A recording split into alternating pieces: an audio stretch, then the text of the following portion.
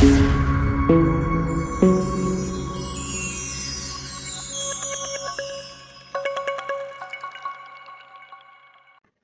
dai bara in ɗan buɗe aiki kaɗan akan Triple R.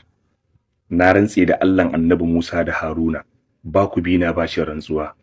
A cikin tafiyar Triple R, a cikin group ɗin Triple R, wallahi ina da mai leƙen asiri.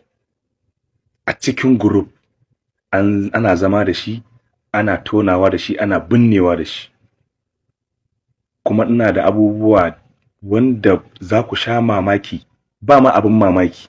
Ni dan na san sirrin Triple R ba wani abin mamaki bane. So baran dan tsakura muku dan kadan daga ciki. Majoritin artists na Kannywood da suke fitowa suke bidiyo suke cewa sun yadda da mulkin Tinubu, sun gamsu da tafiyar da Tinubu yake yi. Akwai tsaro, mulkin sa yana tafiya yadda ya kamata, so suke zarce. Wallahi alazim yawancin su iyanan ne. Majority of them bata kai zuciya ba. Idan kuna kallon face din some of them, za ku ga they are not happy in suna yin wannan bidiyon cewa ni yau na ana hira da su a gidan jarida. Kun sanya abin yake ma tukunna ba, impact karan kai ku da nisa. Yawancin su kawai zaka zo ne zaka aminta cewa ka shiga kungiyar Triple R, zaka yi signing a baka contract form da duk wasu bayanai ka karba. Abinda kungiyar take bukata abu ɗaya ne, ka zo kai hira da 'yan jarida ko kai bidiyo a shafin ko ama bidiyo a posta cewa ka gamsu da mulkin Tinubu, kuma magoya bayan ka da kai kanka za ku yi Triple R kaza za ku yi Tinubu 2027 kaza kaza. Wannan advert din ake da bukata. Kun fahimta? Shi rarara wanda suka yi waɗannan bidiyoyin artist shine ribarsa, shine hujjarsa, shine witness ɗinsa, shine videos ɗin da yake iya showing wa 'yan siyasar da suke hada masa ajo na kuɗi, gwamnoni, 'yan majalisun tarayya da na jiha da sanatoci, da shi uban tafiyar shugaban ƙasa. Waɗannan da suke bidiyoyin su ne abubuwan da rarara yake iya rikewa a hannu cewa ai artist na da mutane, na da magoya baya, a haka suke jawo hankalinsu. Saboda haka wannan bidiyon da mutum zai fito yanzu, kamar misali, bara in ba ku misali da KB International. Wallahi KB ƙarya yake yi. Na rantsi da Allah baya son Triple R, ba kuma ya Triple R. Amma kun ga a wannan week din ya fito yayi bidiyo ya ce ya gamsu da mulkin Tinubu, ya gamsu da Triple R saboda sun zauna da Aisha Humaira kaza kaza kaza kaza kaza kaza kaza. Kun san nawa ya karba? Kun san nawa aka sa masa? Kana'a ce ta yi mana kadan, ba mu da wadatar zuciya. Saboda haka a wannan matakin da suke kai, mataki ne na duk wani dan fim ya karbi fensho daga ratutunsa. Mutum ne ya shekara 25-30 yana harkar fim, amma bai taɓa rike naira 500,000 cash a hannunsa ba.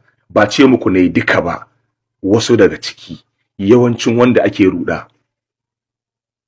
Ba mun ga bidiyon daga cikin tsofin nan bace shin da yake bai taɓa rike 500,000 ba. Su haka suke majority. Ba yadda za ka ce zaka ba mutum naira miliyan 5 ya zo yayi bidiyon minti 1 zuwa 2 ko hirar minti 5 kawai ya gamsu cewa yana yin wani. Naira miliyan 5 ya karba. Ko ka sa mutum miliyan 2 a wannan gabar da yake ciki yana neman mutuwa ya tsufa, zaka bashi miliyan 2 ko miliyan 5 ya ki yin bidiyon nan? Ba sai yiwu ba. Shinkafa nawa zai siya mai? Abin da zai lissafa kenan. Da haka suke rudar su. Amma yawancin sun san ƙarya suke faɗa. Ba cewa ne a musu uzuri ba, amma rararan shine shegiyar tafiyar, shine gindin gyaran. Kun fahimce ni? Saboda haka yawancin 'yan Kano suna karɓar fansho daga ratutunsu ne a hannun rarara. Shi kuma rarara yana amfani da su ne wajen ya je ya yada kuma a gani, sannan a tura ita ce ku ce. Inda waƙar sana zuwa tana kai sako, ba zai zo da salon nan ba. Sakon sa na waka an gama karɓar sa ne. Kun fahimta? Da sakon waka na zuwa da ba zai zo da wannan salon ba. Saboda haka wannan ce hanyar ɗaya da zai iya zuwa yanzu ya bitin brain ɗin ku, ya bata muku rai, karɓin kuɗaɗen sa, ya ba su abin da zai ba su, su ma su karɓi nasu, su ɗan yi bidiyon. Amma ina muku misali da KB, wallahi KB ƙarya ya faɗa, ba san Triple R ke ba san APC ke ba, wallahi KB baya tafiyan nan.